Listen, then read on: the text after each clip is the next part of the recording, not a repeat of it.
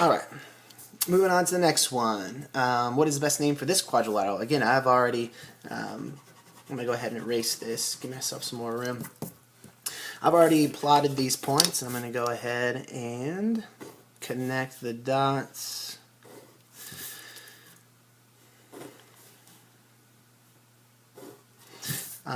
So the first thing I'm going to do is find the slopes, prove that this is a parallelogram, or maybe it's a trapezoid, or maybe it's just a kite, or maybe none of them are the same, and no distance is the same. It's just a good old quadrilateral.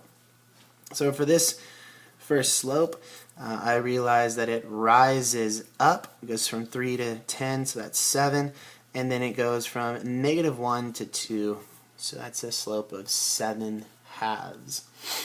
On the other side, it's opposite side.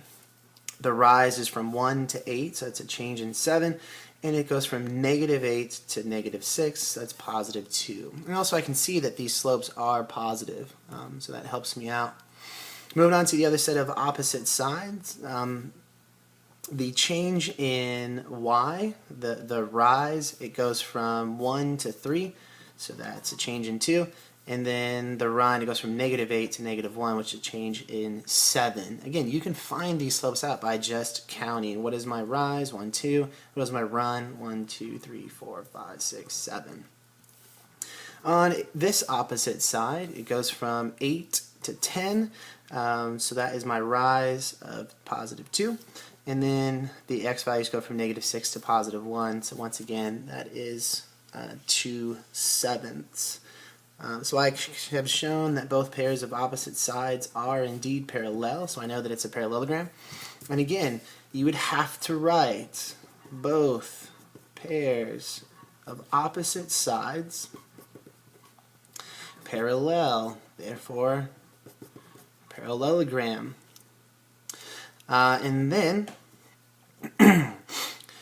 you can determine, if you can just look at the slopes, and you can say that, well, these are not negative reciprocals of each other, so there's no way that these are right angles, so you know it's not a rectangle.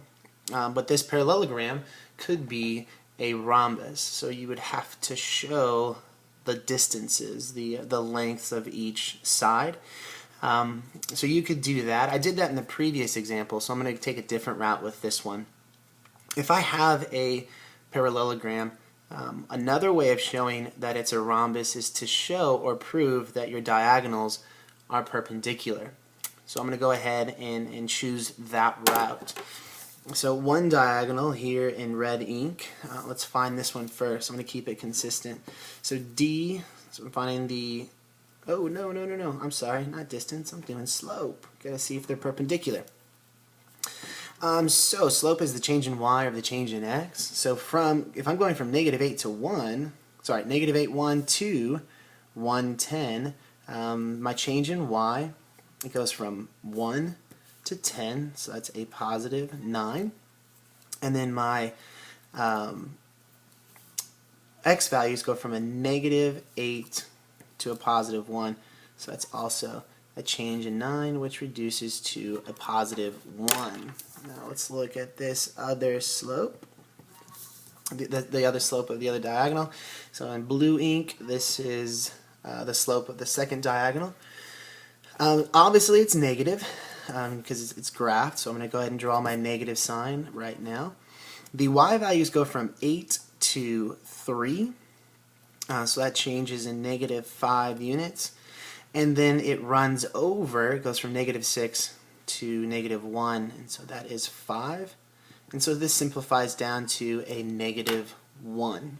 So I have just shown, because 1 and -1, those are negative reciprocals of each other,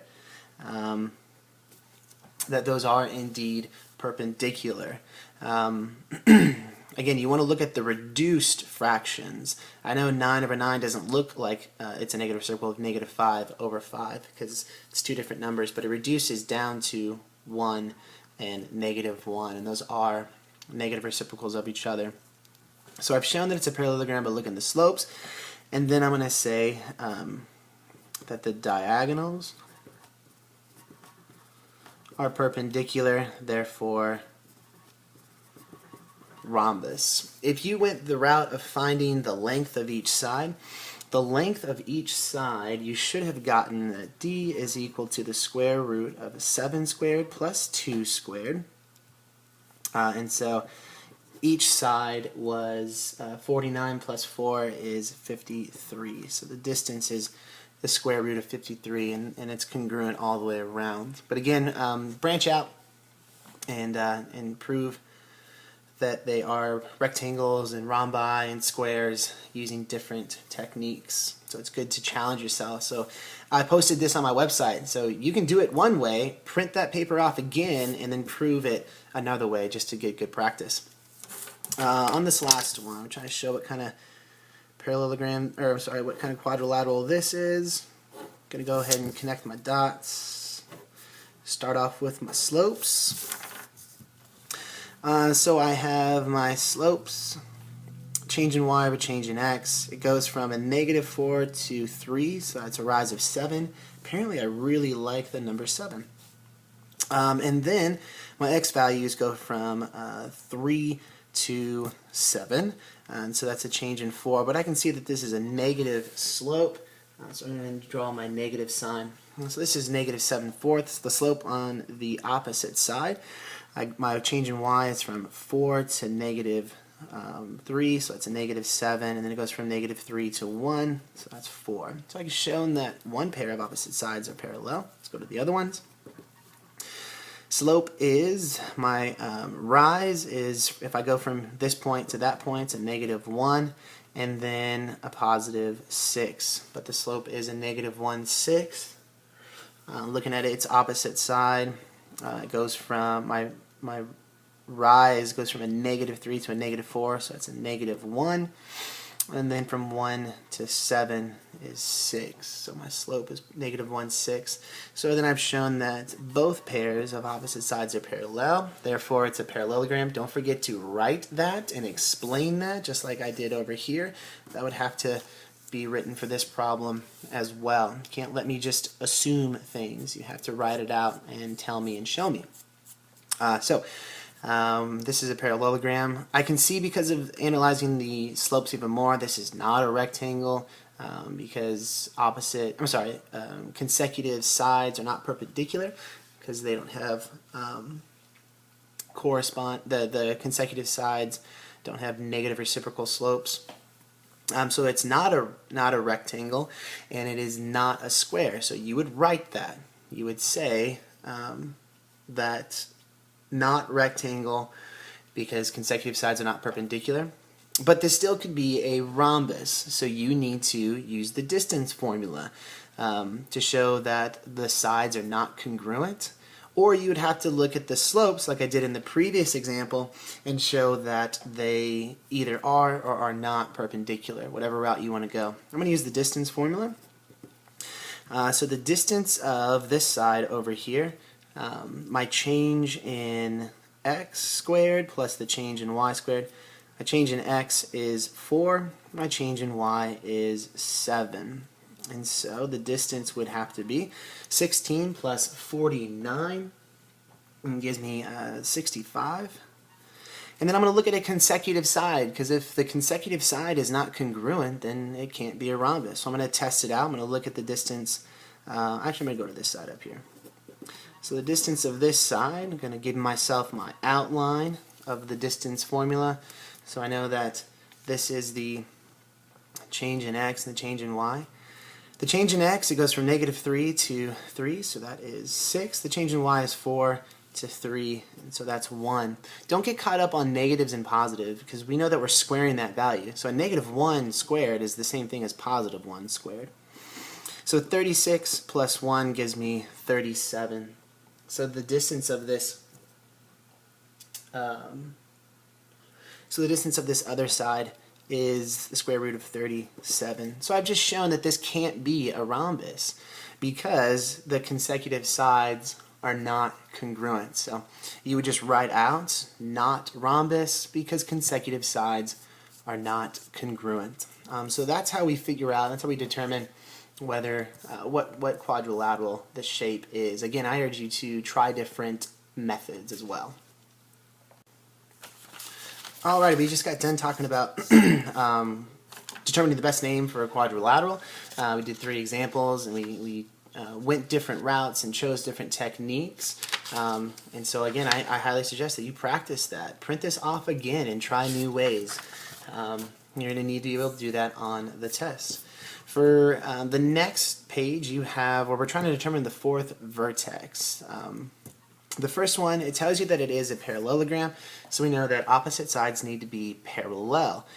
So I've already graphed the 3 points.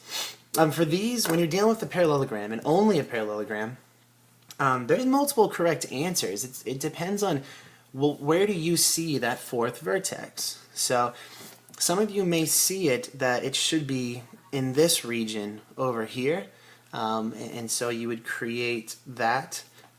But then maybe some of you see that it could be up here in this region and make this be your parallelogram.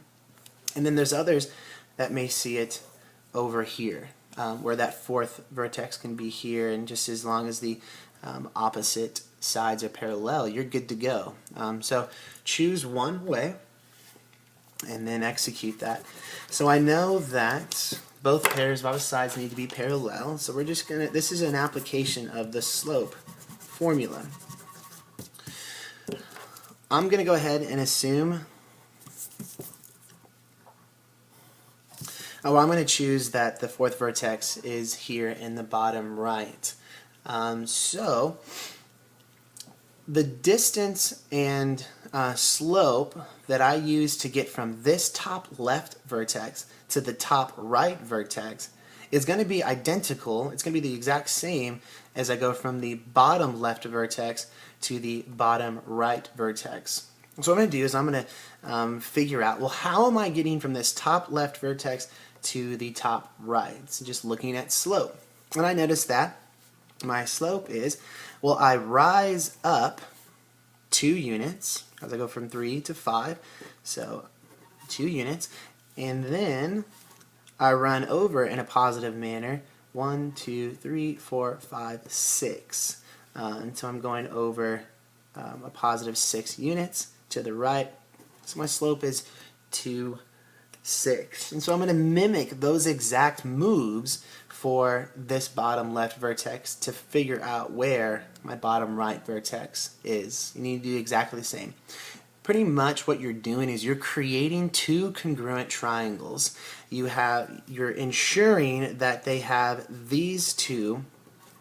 Let me draw the triangle that I'm talking about. It's a right triangle. You're creating this right triangle, and you want to mimic a congruent one. You want to create a congruent one over here as well, where you have these 2 congruent corresponding legs that are 2 units long. You have your 90-degree angle, so that's an angle, and then you have your 3rd piece, the fact that this is 6 units long, and so you're ensuring yourself that these triangles are congruent because of side, angle, side. So that's how we're determining where this point is. So if I started off at a -2 and I rise up 1, 2 units, that tells me that my y-coordinate has got to be at 0. But then I ran over in a positive direction from 0, 6 units, so 0 plus 6 is 6. And so there we go. We have we have our parallelogram here, and you would need to confirm, you would need to show me that it truly is a parallelogram by finding all of the slopes and say, hey, look, opposite sides truly are parallel. So the slope of this one